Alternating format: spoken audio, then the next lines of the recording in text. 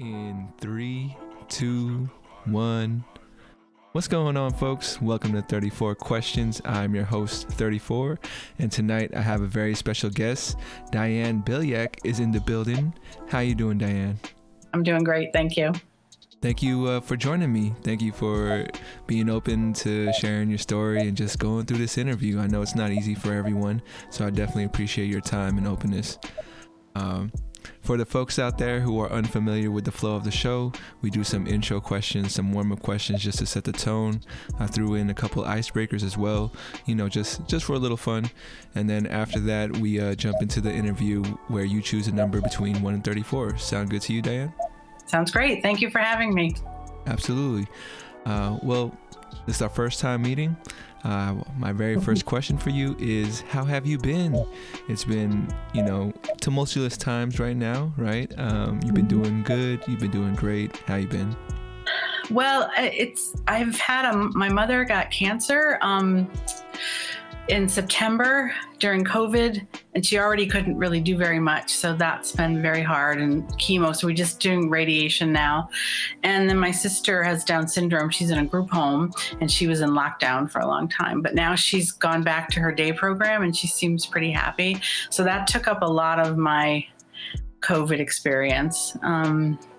Just kind of dealing with all of that alongside everything else. But I did have a book come out in March, so that was really great. And, so part of what I'm doing now is kind of just promoting the book and taking my mother to doctor's appointments. And, my sister's I don't really have to do that much with her right now because she's kind of back on track, which is great. For sure.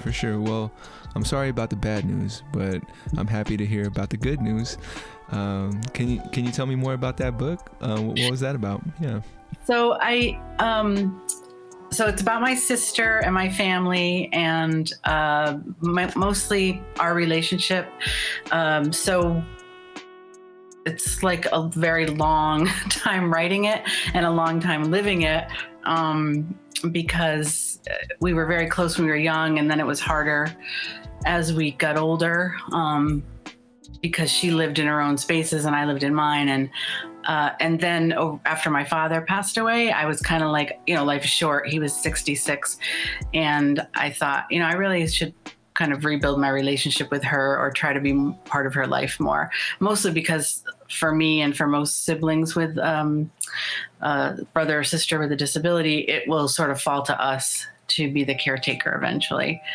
That was part of it. But it's actually really funny in a lot of places. And so it took a long time to write it, because in between I did monologues from what became the book. So I went in a really weird route compared to a lot of people. For sure. Was that your first book? I have a book of poetry called Against the Turning, and that was in 2011. So 10 years later, this was the next project. And like I said, in between, I did these two plays, and they were part of a festival, which I had no experience in, but I had a couple of friends to really help me shape the project. I was lucky. I gotcha. Yeah. Sometimes, you do need some help, or not help, but at least someone to bounce off ideas and, get a different perspective. I think that's been my biggest struggle is finding people to work with. Sometimes it's hard, or it's hard to ask for help sometimes, Yeah, definitely. Well, thank you for telling me about your book. There's a bunch of questions just popped in my head, but before we get there, I do want to jump into these icebreakers real quick. Okay. This first one is a one-word spelling bee. As a writer, I would assume that you feel good about your spelling skills, but no, not at all. No, and don't even ask me about commas, because I'll be totally doomed. I gotcha. In poetry, and in poetry, we sort of create our own grammar and spelling. I stick to the rules typically, but with grammar, not especially commas, I don't know what I'm doing. Oh no, I know what you mean. What's that? I just said, yeah, so good luck with the spelling. No, I understand. My first dream was to be a rapper, so I wrote a lot of poetry as well. And never really bothered with punctuation and Right. it's bar by bar. Right. Yeah. Well, for sure. If you're ready, I'm ready to give you your word. Okay. I'm Well- ready to fail. Well, since you were talking about being a playwright and poetry, your Mhm. word is going to be soliloquy. Okay. SOLI. Is there like an O in there maybe? Q. It's a little QU something Y. I'm telling you. Horrible. Yo, you were pretty close. The correct spelling was SOLILOQUY. So you Like, I got, think I got all the letters in there and just not the right order. yeah. I was like waiting for. I was like, oh, it sounds really good. But I believe you did miss one of the L's. Yeah. But Yeah. Sorry. no, that was great. That was a great shot. You got the QUY, which a lot of people tend to struggle with. How many words are there with a QUY? Yeah. Right. Exactly. All right. Well, moving on to the second icebreaker, which is Okay. a riddle. How are you with riddles?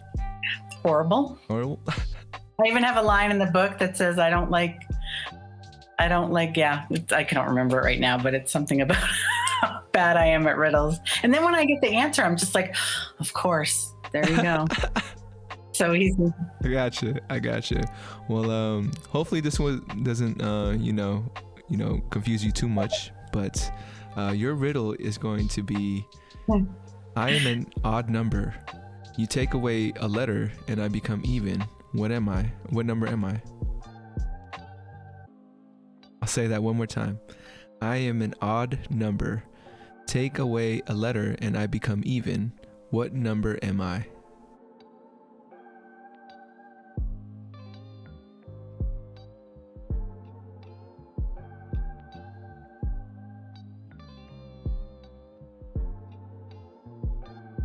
I have no idea. It is. I just went through a few of them, but No worries. This one's another kind of think out of the box a little bit, but it's the number 7. I kind of thought 7, but I don't know why, because what is the number you take away? Oh, it's the letter you take away. Take away a The letter, sorry. and I become the S in the beginning. You take away the S and then becomes even, the word even. Oh. Yeah. Some part of me figured it out, because it was like, well, then I was like 7. I think it's 7, but Yeah. I should have said it. Damn it. No worries. Thank you for participating. I know. Oh, sure. I hope it was a little bit fun and try to work out the nerves a little bit. Yeah. For sure. Well, moving on to the warm-up questions. My first. Now, can I say what the name of my book is? Oh yes, Just absolutely. totally forgot. Yeah. No, absolutely. Go for it. It's called Nothing Special: The Mostly True, Sometimes Funny Tales of Two Sisters. Nothing special. Mm-hmm. Oh, go ahead. It's Wesleyan University Press, and it's on Amazon and all those places too. So Gotcha. How did you settle on that title? I know that's one of the hardest things sometimes. it originally, so part of writing the book was that my sister would go to the Special Olympics, and she came home one year and said, I'm Dr. Irma King, and her name's Christine. So, and our last name isn't King. So we were like, what happened? I said, oh, did you earn your medical degree? And she's like, yeah, I did. And I was like, what kind of medicine do you practice? And she's like, all kinds, And so to her, because the Special Olympics are held at colleges in Connecticut, and so every time she went over the last year after year after year, she decided that she'd earned a medical degree, and that we were supposed to call her Dr. Irma King. So the original title was The Unauthorized Biography of Dr. Irma King. And then I sort of made that the title of the play. So when the whole book was sort of coming together, there's another part where she says nothing special. And I thought that's pretty good because, Special Olympics, special needs, that kind of wording. But traditionally, I think there's more of a movement now for people not to be treated special, but to be treated like everyone else. And so that was one part. And then the mostly true, because my sister is a liar and a thief pretty much all the time. So that got in there. And sometimes funny, because even though we talk about my dad's death and his alcoholism and addiction and stuff like that, there's a lot of funny anecdotes. My sister brings a lot of, she brought a lot of funny parts to the family, and we tend to be funny and sarcastic. And so that's how, and they're tales of two sisters, because some of the stories are mine and some of the stories are hers. And so, yeah, actually has packed a lot in there. And I don't mean to say she's a liar and a thief that way. She's just, if you ask her something and she doesn't want to answer, she just makes something. Obviously, Dr. Irma King, right? And she has a tendency to have what she calls sticky fingers. So there's certain things that you can't leave around, like sea glass, pens, keychains, because they will just disappear. Interesting. Yeah, and she's really good at it. She is. You don't even know what's happened. My mother pats her down like every time she leaves the house, just to see what she got away with this time. That's hilarious. Yeah, that's funny. I'd have to ask her, like, how she decides on what to take sometimes, like what sparks that for her. Yeah. That's interesting, but nothing special, right? Nothing special, yeah. Nothing special. And it could be found, you said Amazon, Barnes & Noble. It's Wesleyan's distributor is HFS Books. And if you order through them, they have a 30% off coupon thing that you can use. So it's pretty good. For sure. Kindle version, And it was this released this March? Yes. Yeah. Gotcha. Any movie deals lined up for you? No, can you help me with that? Maybe one day. Yeah. I'll definitely reach out to you, no doubt. But for sure. And then you'll have some time again at the end of the podcast just to make sure everyone knows if they weren't sure of the title. So okay, no cool, worries. Thanks. Yeah, I'm moving on to the warm-up questions. Okay. My very first one for you is, what would you like the audience to know about you?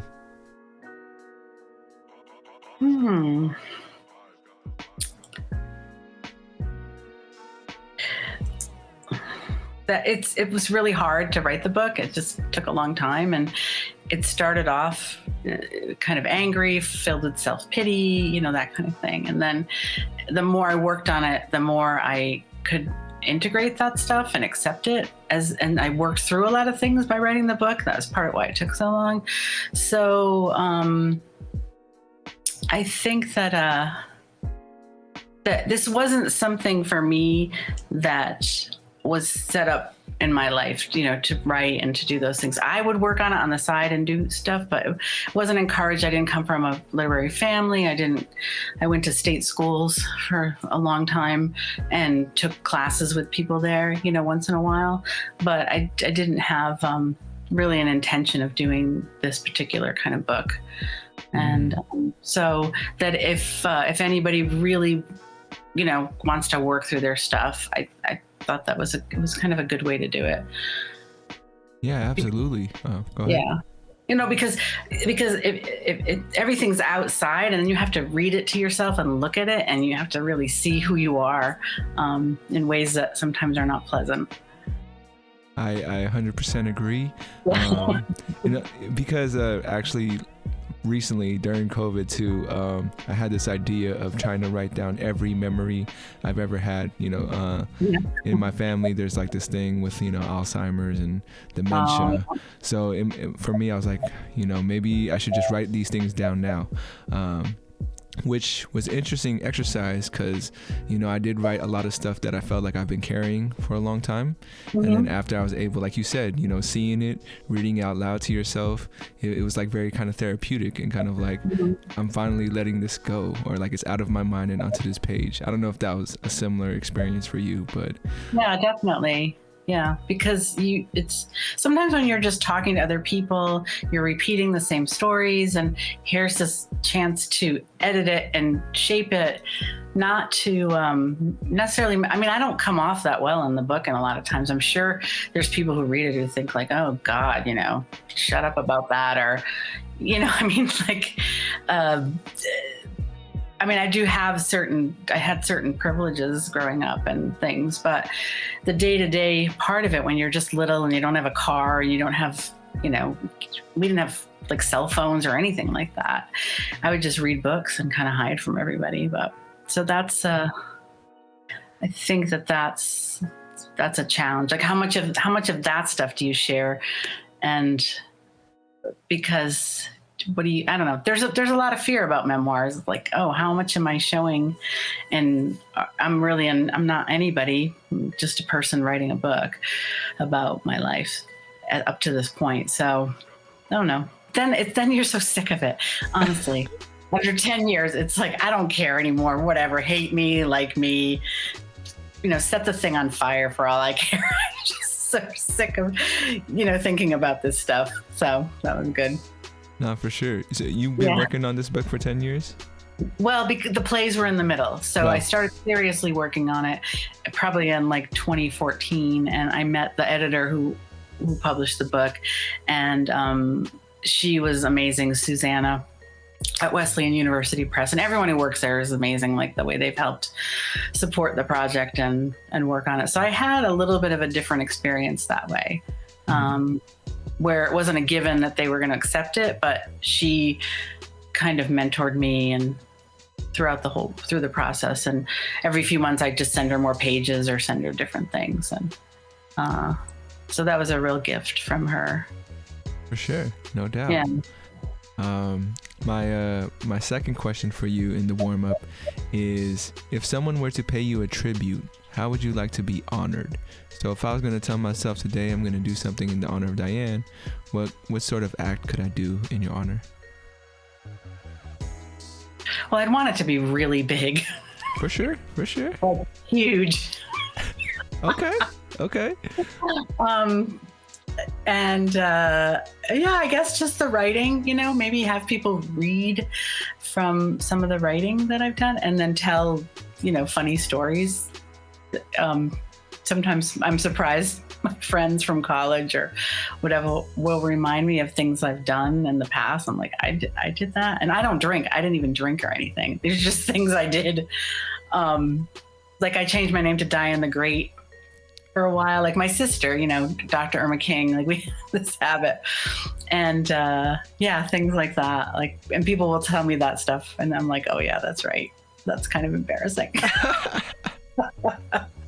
What's it called? Oh, I am there with you as well. I've changed my name so many times.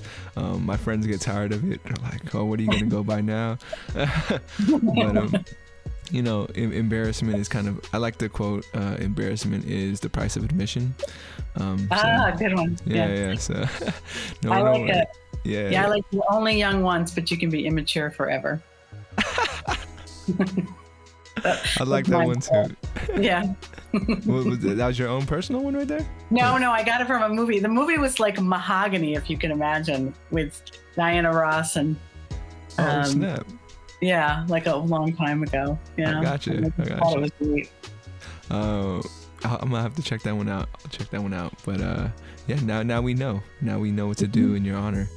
And then my last question of the warm-up is, on a scale from 1 to 10, how well do you know yourself? I guess I'll go with 8. 8. How'd you come to an 8? Well, I think there's a lot I know about like family situations and, but I think there's some areas where I was challenged to push myself harder. Maybe through religion or spirituality. I still feel like I'd like to explore that more. Because when I had the opportunities, I'd sometimes just kind of back off from it. I think there's always more to learn. Yeah. No doubt. What would you say is your favorite thing about your personality?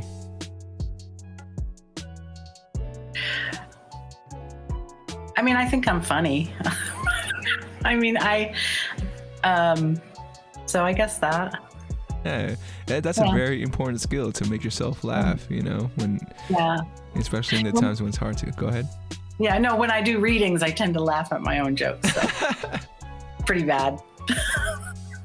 And then I'm reliving it, and it's not that I'm laughing at what I said maybe, but other things that people said. And I love to do readings. They're really fun. It's really great to have people just sitting and just having that sort of sense of community, being together in a room. You know, there's really something great about that. You do readings of your books in public places? Yeah, I haven't been able to really because of COVID, but I did sort of a reading in March, maybe 2018 or something, to kind of, the book was a little bit in crisis. We were trying to figure out how to structure it. It's so hard because it's sort of episodic, and so they started off as essays, and I don't know, it just was hard to put everything together and not be repetitive, and it was a struggle for that. So a couple people had to really help with the shaping of it. Anyway, I did this reading to kind of just see, because I was discouraged, I thought, well, maybe this is what I have to do. I have to create a show, like a monologue thing again, and just go in that direction. And so, but those kind of things are really funny and fun. And my mother was there, and so, you know, she was laughing, and it was mostly my friends and family that went to it, but it was just a great experience. It's harder when I come from a small family, that we all lived in the same town, a big family, a small and then big. And so when one of them isn't with me, I guess it's harder for me to feel funny, make people laugh. Yeah. I gotcha. Yeah. What would you say was like maybe the hardest part of writing this book? Well, a few years ago, I probably would have said like waiting for it to come out and wondering what people are going to feel about me or think about me. But now I guess, you know, COVID's been a real bummer, and 600,000 people have died. So I'm not complaining, but it's just sort of like that connection has gone. So that's really kind of hard. But I think it'll turn around, and I'm happy that the country and the world seems to be getting less sick. You know, that's the first concern, but as a sort of selfish concern, that would sort of be one. Yeah. No, I gotcha. And don't feel too bad about being selfish. I know, you know, like we could always be doing more for everyone else. But it's that balance. Sometimes we do have to be selfish, and most of the time we are, and that's not against anybody. It's just a natural way of life sometimes. So, you know, you've been talking about being an author. Have you always been a creative? Like, you know, growing up, was that something that was always a part of you, or was it something you kind of discovered later on in life? No, it was when I really wanted to be a singer when I was little. And so I would often sing a lot, and my sister and I would sometimes make up funny songs. And my father, we didn't really get along or anything, but he was a chef, and so he could do ice sculptures and all these shows and different things he used to participate in, like award shows and stuff for cooking. I want to make sure my phone is off. Yeah. So I think I actually got a lot from him as far as some kind of creativity thing.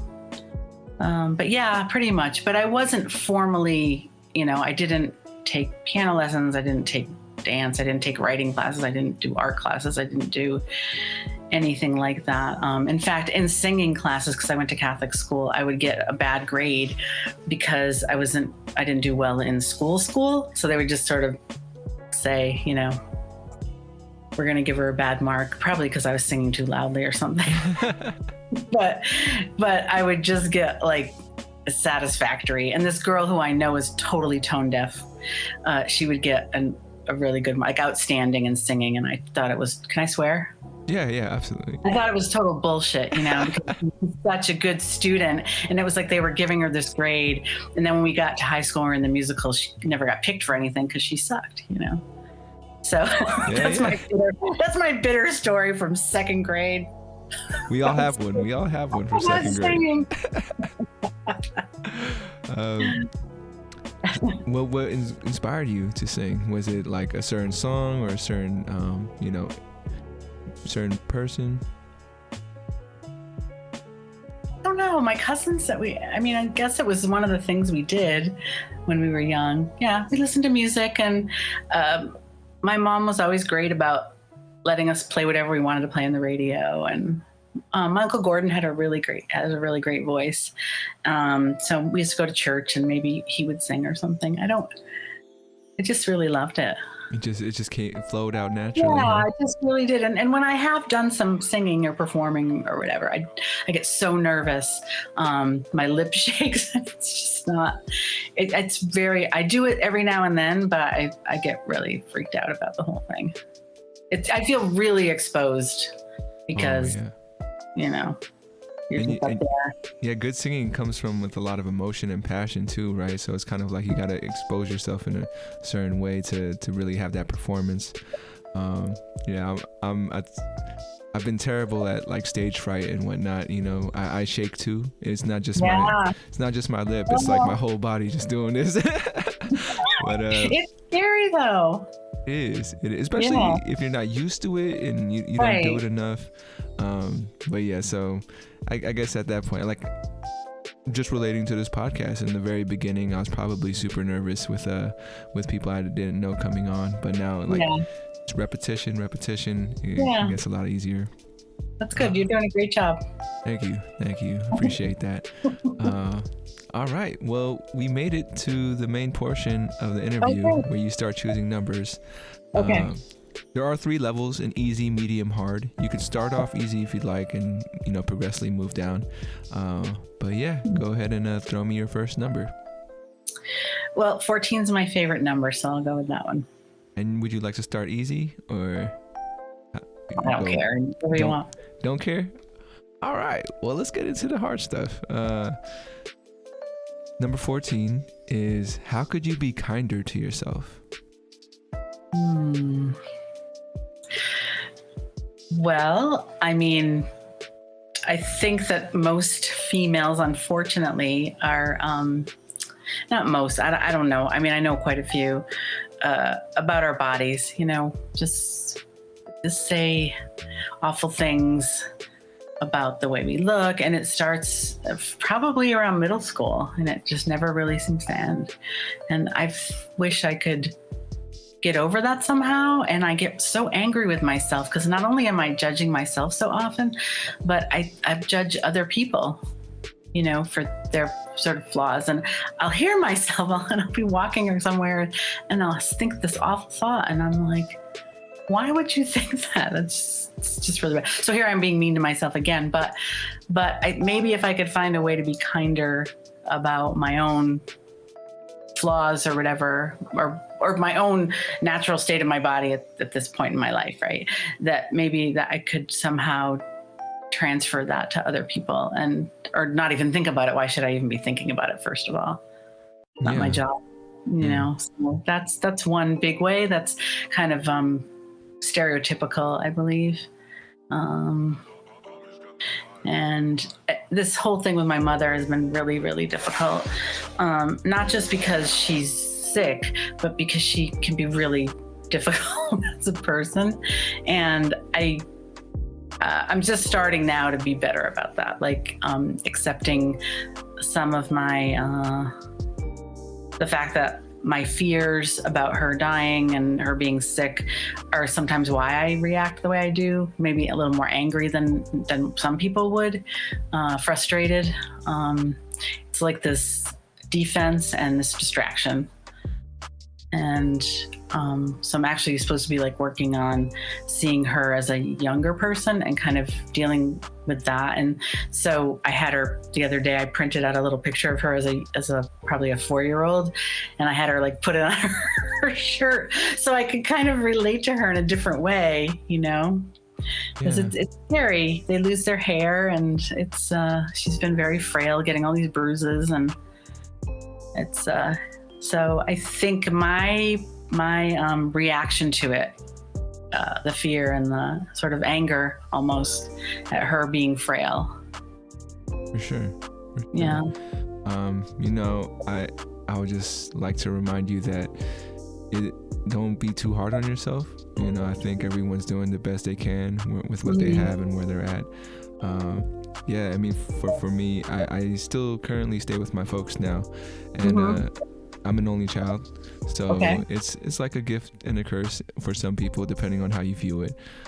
So I feel like maybe one of the hardest things for me is just seeing them progressively get older, see their body break down. I don't think nowhere is near as what you're going through, but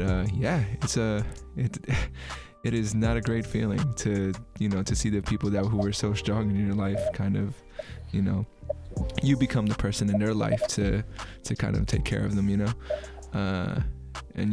so that's, I just feel you. I feel you, and I know it's not easy. For sure. But it'll if you have time to do some readings and to just connect about it, I would suggest doing that kind of not that you can rehearse for it or get too ready for those changes, but I think I would have done better if I didn't sort of just assume my mother was going to live forever, like if I accepted some of that a little sooner. No, I for some reason I feel like mentally I've been trying to like brace myself for that impact, but it's not going to be the same, No. But there are things you can read, or and there'll be friends who will be experiencing some similar things at the same time, so you'll have that too. For sure. Let's move on to the next number. Hopefully it's something a little bit lighter, but go for it. All right, I'll do 7 because that was the even odd number. Oh, I gotcha. This one, I mean, these are all hard questions. We are in the hard, and I'll switch back up when it gets too hard. Okay. But this next one is, when someone is struggling with self-esteem, what's your go-to advice? Shut up. Okay, elaborate. I'm just kidding. But I just say all these great things, I say like, I know you can do this, and I believe in you, and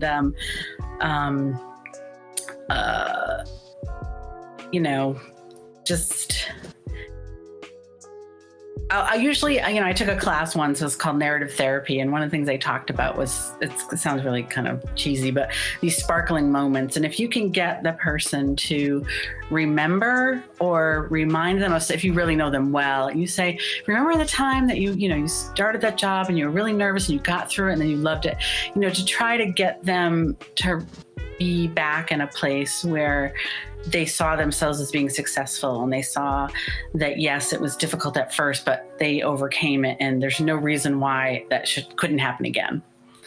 That's probably what I would usually say, is just to try to get them into that. And you're really supposed to feel that experience inside of yourself. Like, okay, yes, I remember that. And yes, that's right, I got through it, and then it wasn't a big deal anymore.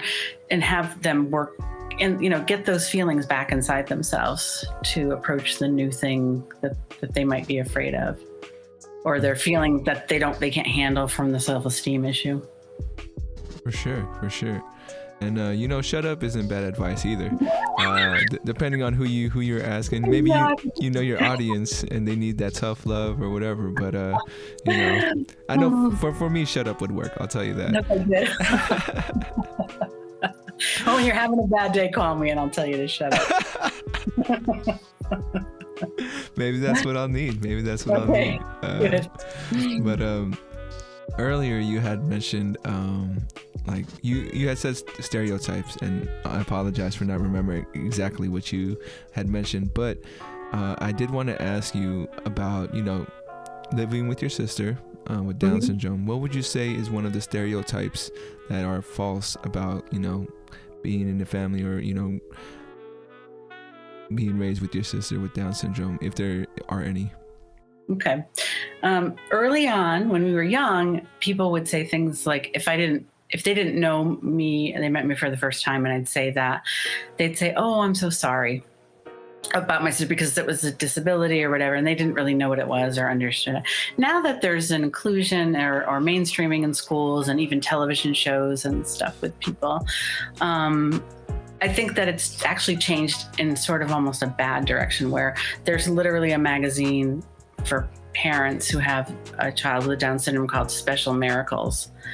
And there's been this whole movement toward, supporting your child by telling them they're amazing and perfect. And they, and in a lot of ways, people with Down syndrome have these great personalities. It's kind of a stereotype, but it is sort of true. But they also pick up the traits of their parents, nature and nurture. So by doing that, my mother and I talked about this a little bit, that then you say when they're like 21 and they're supposed to transition into sort of the real world, well, now you got to be at work on time and nobody cares, that you have Down syndrome, and you have a job coach maybe, or you're part of a work situation. It all depends on where you're at developmentally to what you're going to do.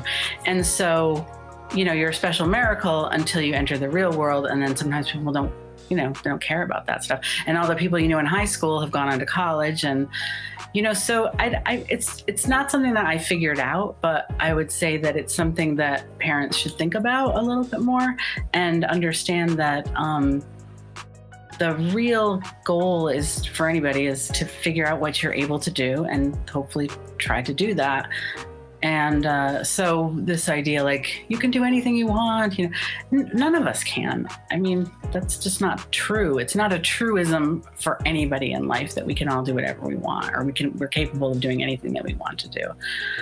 So why are people saying that to people with Down syndrome, especially when, at least in my sister's case, she's quite happy. She's easy. She laughs easily. She also complains a lot when she doesn't get her own way and she doesn't like something that we're doing. And she's super bossy. And and I say that, I'm like, you're complaining a lot. And she'll say, "I never complain." Or I'll say, "You're talking too much." And she says, "I never say one word. Never say one word." And she hasn't shut up for like 10 minutes, So it's all this stuff. Like when you deal with it daily, and she's, it's definitely, and the way I've learned to get around it after years, because it used to drive me nuts, I'll just keep saying to her, if she gets really repetitive, which is actually called auditory processing. And it's a thing that some people with Down syndrome have, where their thoughts don't stay in their head and they express themselves continually through thought broadcasting. That's another name for it. And so we have to hear like everything she's thinking and feeling. And but sometimes I'll just repeat it back to her. And I'll give you an example of I'll get her a nice coffee at Dunkin' Donuts, which is her favorite thing to do. And if she doesn't like that the ice is melting the milk or something, she'll start saying, "When I get home, I'm going to get some milk, I'm going to get more ice, and I'm going to get different," and she'll say it and say it and say it. And then I just start saying it in all these weird voices back to her, just to see if she'll catch on that I don't care. So, I mean, there's strategies to deal with certain parts of it. It's not all, it can be really fun. And she is really sweet and loving, and she does actually have the capacity. If she thought you were sad, she would give you a hug. She would say, like, "Are you okay?" And she would, she would communicate with you that way because she has that ability. But in general, if you want a person with Down syndrome to change or do something differently, there's quite a lot of stubbornness there, and that's a stereotype, or that's a trait that a lot of people don't know about. Yeah, so. The stubbornness. Yes, but definitely, loving, kind, huggy, and for the most part. For sure. I brought this up because I actually heard one of my friends told me, it's like a friend of a friend, right? A friend of a friend has a brother that has Down syndrome as well, and he was telling me about how his friend would just like, have these arguments with his brother, not in a way of like, trying to put him down, but I guess their relationship and what the brother has realized about his brother is that it's better to challenge him. So if he was like, oh, tie my shoes for me because I can't tie my shoes, and then the brother would be like, fuck that, you know how to tie your shoes. Exactly. Yeah, that's very true. There's a little learned helplessness, a little manipulation that can happen, especially around the siblings. The parents typically, not my mother, but can typically give into all that, where the siblings are the ones to push harder, especially the closer in age you are. Yeah. For sure. Yeah. Thank you for sharing that story. Definitely appreciate it. I am going to throw you a curveball right now. Okay. And this is a curveball means I'm choosing the question for you. Okay. And this is a fill in the blank. So my fill in the blank for you is I'm too young to blank. Die. I got you. Do you think? What do you think happens after we seem to perish from this world?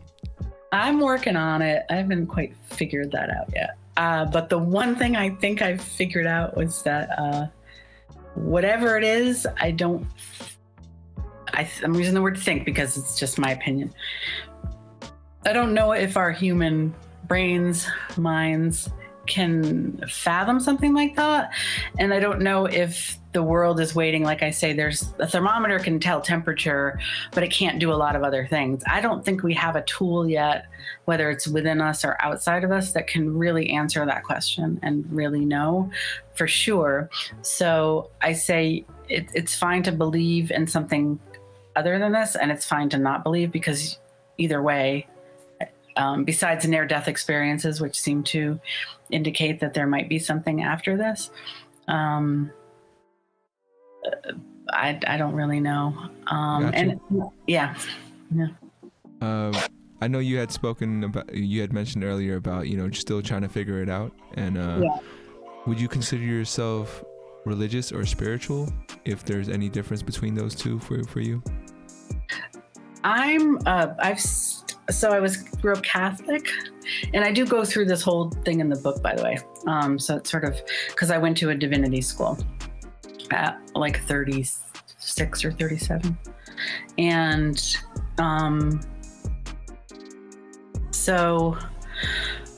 but then I took a Chinese poetry class, and I learned about Taoism. And I thought that really spoke to me in many ways. And I don't know if you studied any of the different religions or traditions, but what was cool about it was it spoke about God being inside, or the God experience, whatever you want to call it, being inside the same world that we're in. God's not surrounding us, not above us. He's within this, he or she, or the entity, that the spirit is within the same sphere of consciousness that we're in. And I thought that was interesting. And then I read about this guy Chuangzi, which it's hard for me to sort of, they spell it differently. So some's with the T, but I think it's the American way would be Chuang, Chuang, TZU. And sometimes there's a dash, sometimes not. So, and that came after Confucianism. So it was a much more lighthearted, it's a philosophy and it's a religion, but it's, it talks about the absurdity of life, trying to figure these things out. And that was what I took away from, and a lot of humor in it, a lot of little parables that don't make sense. And so he says that, so it's either a he or it's a group of people. They haven't figured that out either yet. So it's either like the Chuangzi group of scholars. And so, if you can read it, I read Burton Watson's version in school, and I thought it was great. So that was good. But right now, I don't know. I'm sort of, I was working on another book about religion, spirituality, and poetry that hasn't been picked up or anything, but I've interviewed over 25 poets and got to talk about a lot of these things. Yeah, that's what's up. Thank you for that that piece of knowledge. I'm definitely gonna look into it. Yeah, it's not 100% like scholarly, but it's what I remember from 15 years ago or something. No worries.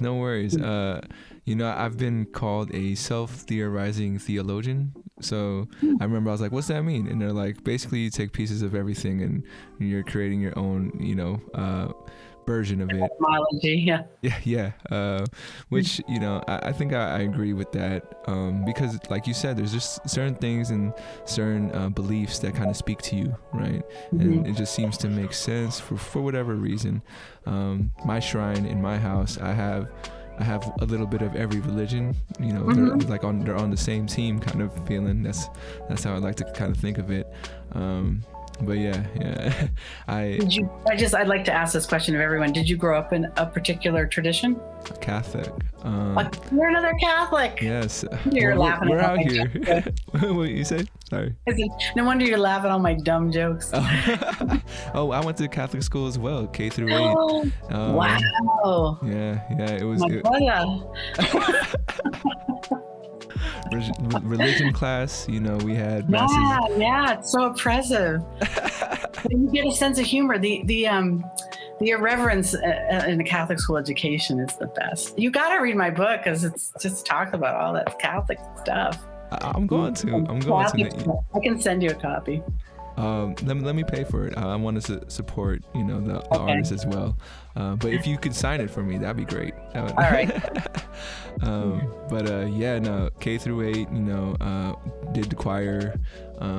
Even though I'm not a singer, it felt good to feel like I'm singing with a bunch of other people who could sing. And what's it called? And one thing I didn't understand till I got older is how many people were like, were you ever an altar boy? Did you ever like see anything shady going on? And I'm all like, nah, I mean, I wasn't one of those kids, thank God. That's good. Yeah, I know. But yeah, I don't know, maybe it is something with Catholicism that kind of makes us kind of a little bit more open, or being able to see other things in different religions. Because I know between Christianity and Catholicism, one thing they tell me the difference is that we have a lot of saints and a lot of like different idols that represent different things. So in my mind, I think that kind of plays into it. But go ahead. Yeah, and like I said, plus it's it can be pretty oppressive. So the one way to get through it is humor, I think. And we're cradle Catholics, I think. So then there's the converts, and the converts take things so much more seriously than the kids who were really brought up in it. I've found. Interesting. Yeah. Cradle Catholics. I never heard of that term. Yeah. But, that makes sense. One of the I think being exposed to The Simpsons, and The Simpsons had a lot of religion jokes. I think that really made me really I remember there's this one joke where Homer's like, oh, there's this equation to how to figure out spirituality and God, and he had mentioned it was like you subtract the number of Filipinos in the Bible, and which was like 0 or 2 or something. It was for me being Filipino, I was like, what? There's this really obscure joke in there, but Homer is crazy. My friends and I quote a Simpsons one. I guess it was that guy Ned, maybe, who's the neighbor. Yep. He goes to Homer's door, and Homer says, "This isn't going to be about Jesus, is it?" Or something like that. Is that right? Yeah, that's one of those. I think this isn't going to be about Jesus, is it? Yeah, it's funny. It's like one of those things we could laugh about because we know about it. Exactly, and that's the thing. It's like, I don't know. I feel like so few religions, maybe the Jewish tradition, the Reformed or whatever, it seems like they have that similar sense of humor. And people that I know, I don't really know. I'm not part of that tradition, but that seems to also be pretty funny. Yeah. I would say. The other religions kind of see us as the less serious one, But for sure, just a heads up, we have about 10 minutes left in the podcast. Oh, okay, great. Yeah, it's been flying by. It's been a great conversation on my end, and I hope you're having fun as well. I am. Awesome. Before we jump into the concluding portion of the podcast, I do have this new thing I'm working out with my guests, and it's called the 34th mantra. Okay. I have this little mantra phrase that you will fill in the blanks. And the phrase is, I am, I can, I will. So I am blank, I can blank, I will blank. How would you fill that out for yourself? So what's the first one? I am. Stronger than I think I am. I can get through the next phase of my life. What was the last one? I will. I will be better about asking for help in order to get through the next phase of my life. Sure. And if you ever need a reminder, now you have this little sound clip of yourself. Right. That last one you said about asking for help. Mm-hmm. What do you think is the hardest thing about that? That's something I struggle with all the time. So what would you say is the hardest thing about that? I have like some cousins and some great friends that I'm constantly, they're sort of my people, but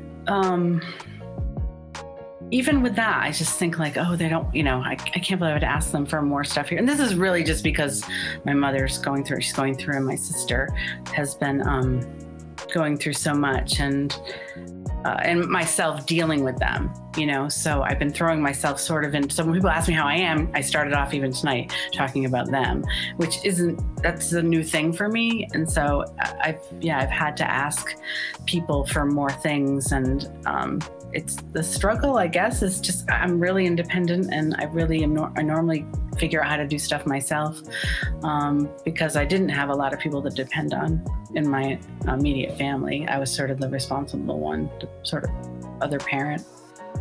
So I think it comes down to that. So when it's something I can't do myself, I probably wouldn't do it. I wouldn't even try. Yeah. No, I hear you. Personally for me, for some reason, I have this thought in my head that if I ask for help, I'm taking someone away from their life.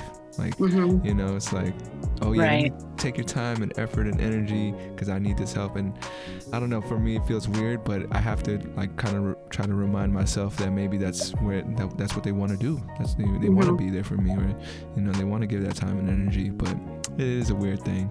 But I hope, that you continue to find the courage to ask for help when you need it. Thank you. I do too. And same for you. Thank you. All right. We made it to the concluding portion of 34 questions. I have a couple closeout questions for you. This first one is from my previous guest. Want to thank Rachel out there for your question. Her question for you, and this is great because you're an author and you like books, and Rachel's a big reader. So her question was, what's your favorite book ever, and why? I used to say Little Women, and then Wait, so I'm so sorry. I have to say that's Rachel's favorite book as well. Oh so, my gosh. Pretty crazy, but go ahead. Sorry. It is, yeah. I think that, but I was looking at something the other day, and I was like, I wonder why I never really say this book is my favorite book. But Little Women was probably when I was younger. It became sort of my favorite book, and then. I was just thinking I need to have a list of my favorite books, but that's definitely was one of them. And I think I just read it at the right time. I was probably 9 years old or 10 years old, and it really stayed with me. And so I can't really think of. There's a few I have. When I had a friend of mine when one of the big birthdays we went through, and she said, I said, what do you want for your birthday? And she said, I want you to pick out some books for me that you love. And so one of them was The Book Thief. One of them was And the World, something about And the World Spins something. I'm like losing my mind. COVID has done this to me. And See the Great World Spin. And I gave her The History of Love, which I really love that book as well. And I think there were two more, but I can't think of them right now. No worries. Yeah. I'm curious to ask, if you had a favorite passage that kind of stuck out to you, it doesn't have to be from any particular book, just a passage that you kind of, it's ingrained in your mind for whatever reason. Well, when we were talking earlier, I love this quote from Joseph Campbell, and we were talking about God and our religion, right? And he has this great quote. I don't know if you've heard of Joseph Campbell. He's like the myth guy. It's kind of dated right now, but he was also a Catholic. And he said, "The God you worship is the God you deserve." The God you worship is the God you deserve. And I love that quote. Yeah. Get it? Do you really like? I like. All right. Well, you tell me what makes you think of, because it made me really reflect on myself right now. Just like, okay, what does that mean for me? Yeah. What you get out of it? For me, especially all the things that are happening out in the world, how people have been using religion to beat up other people and make judgments about them. So it's like that there has to be some sort of boomerang effect to that, right? That when and I talked about it earlier, the judging thing. So when you put that out there, that's the God that you're going to imagine that God's thinking of you that way. And so it's this transference of, so you end up deserving that God because you can't open yourself to a better way of looking at things. I see. So that's the God you deserve, is the one that you use against other people. Now, if you have a loving experience of a God or an entity or spirit or whatever, the universe, some people use the word universe, then typically you, that's what you're going to imagine coming at you, and that's what you're probably going to put out there. So that's what you deserve, what you put out there. That's dope. And I like how you said the universe, because that's exactly where I'm at with my life right now. God and the universe are synonymous in my opinion. If I'm praying to God, I'm praying to the universe, and vice versa. So very interesting. My second question for you is, what would you like to ask the next guest that comes on to 34 questions? I would like to ask, what is your favorite memory growing up? Gotcha. Sorry, I'm writing it down. Okay. It's not that profound, but it's something that, I think that would be a good starter ending question. No worries. I think every question could be profound. It all depends on who's answering, because and I never know who's going to come on next, because there's always rescheduling and things change. Okay. But thank you for that question. And now the final question of the podcast that ties everything together. But 500 years from now, our descendants are watching this video. What would you tell them? Oh, I would tell them the same thing a friend of mine told me a long time ago. She said, don't worry so much. You can't figure everything out anyway. So don't worry about it. Nobody's been able to figure it out for how many more years before you got here. And we still haven't figured out, assuming that we don't figure it out, right? So just relax and don't get a full-time job. Don't ever get a full-time job. Just don't spend a lot of money. Even if it's Bitcoin or something. I got we haven't done yet. I think that's some sound advice for sure. Yeah. That's, if it wasn't for freaking healthcare, then maybe I wouldn't be doing a full-time job. I feel like that's the reason why I stay with it. But yeah, I know. I used to do that too, but congrats. I'm glad you got. Well, if you can get to 20 hours a week somewhere, you can usually get healthcare. I'm gonna have to look into that. What state are you in? Will you tell me? What's that? Is it a secret? What state are you in? Oh, I'm in California. Okay. The big C out here, but I'm basically Californian. I don't know, where are you from, if you don't mind me asking? Connecticut. Oh, awesome. You're the one who I see the play on my on my statistics on like where people are playing the podcast. Oh yeah. So thank you. I'm Connecticut. Yeah, I'll give you just quick advice. See if you can find a job at a university, state of California, whatever. 20 hours a week. They still, I think, have to give you health insurance. Thank you for that. And I think a lot of folks out there might be appreciating that advice as well. I currently, I've had like about 15 jobs in 10 years. And I've been trying to get back into working with the youth, or like just working with people where I can help. I don't call it mentoring, but just kind of being there for folks. So like to live a well-balanced life, I want to be there for younger folks in the morning, and then at night I can be here for adults.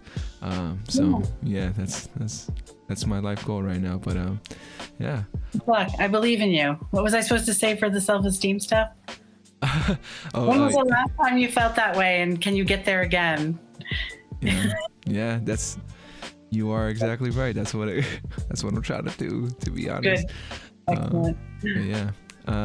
Thank you, Dianne. Thank you for coming by. You've definitely dropped some knowledge on me. Once I rewatch this and re-listen, I'm going to be able to pick out exactly the stuff that you were talking about as far as the books to check out, and your book as well. Go ahead. You got a couple more minutes. Go ahead and let folks know where to find you and how to support you. The book is Nothing Special. I don't know where I have a copy. I think it's over there. Nothing Special. The Mostly True, Sometimes Funny Tales of Two Sisters. It's available on Amazon. It's available on, and if anybody wants me to do a book club, come and talk, or wants to. Well, I'm kind of far away to do a reading, but I could do Zoom type readings, and I have poems I could do. I can talk about my interviews with poets that I've done, and those can actually. My website is www.Dianne with 2 N's Bilyak, all one word, Bilyak @.com, and everything's on there. So I also do editing for people who are trying to write stuff, and so I have a lot of hats I'm wearing. No. And yeah. Keep wearing all them hats, and grab some and I can new talk ones. about religion. I love to talk about that too. Yeah. That's I love talking about religion too, even though I don't consider myself religious, but for some reason it draws me in. Me too. It's great to talk about that here. I haven't been able to do that, which is, I find it really fun. I might want to talk to you about your experience, talking to other folks about it as well, because I'm sure you got a lot out of that experience. And I'm just curious, but we could definitely do that another time if you're open to it. Oh, sure. Definitely. Awesome. Thank you again. I'm super gracious. Thank you. I want to thank all the folks out there as well for checking out the podcast. If you're checking it out on YouTube or listening on Spotify, Apple, wherever you're checking it out, thank you guys as well for your time and interest. And I gotta do the part that I still cringe about, but if you liked it, like it. If you loved it, go ahead and subscribe and share. And remember to reach out, reach forward. As always, much love, and we'll catch you guys next time on 34 Questions. And then it fades out from there. Terrific. This was so much fun. Thank you. I definitely appreciate it.